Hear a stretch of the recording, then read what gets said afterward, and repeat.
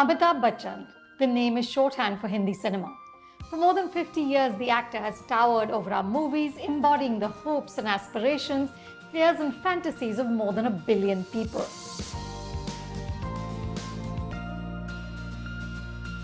The lanky physique, the brooding intensity which transformed with age into an amiable wisdom, and that signature baritone have shaped the narrative of films and our love affair with them. I first heard his voice in the early 90s. I'd of course grown up on Amit Ji's films. His angry young man persona loomed large over my imagination. But this was the first real-life encounter. The legendary American photographer Mary Ellen Mark was commissioned by Premiere Magazine to do a shoot with leading Hindi film actors. I was an assistant, helping to line up the talent. This was pre-cell phones. When I finally got past the secretary, Amit Ji came on the landline and introduced himself saying, "This is Amitabh," as though that distinctive voice could belong to anyone else.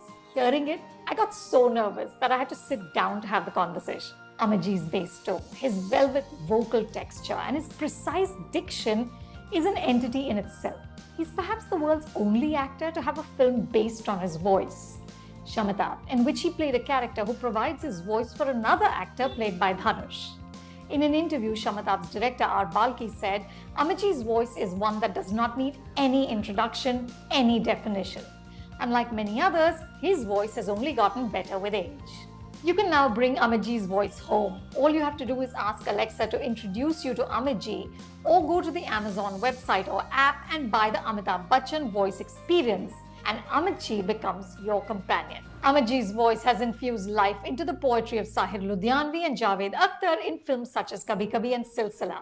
In fact, Kabhi Kabhi is one of my favorite romances. Amit Ji, play a song from Kabhi Kabhi.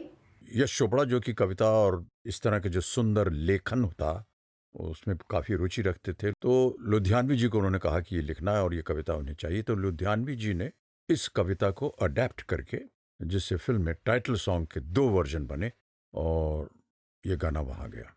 Wow. And consider the songs he has sung himself. They've become a part of our lives.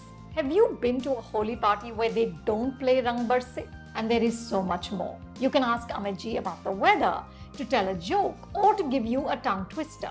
You can also access Amit Ji through the Amazon app on your phone. If you're feeling down, he can pep you up like this. Amit Ji, give me an inspirational quote. All right then, here's some food for thought. Comfort is no test of truth. Truth is often far from being comfortable. These are the wise words of Swami Vivekananda that encourages us to face reality, no matter how uneasy it makes us.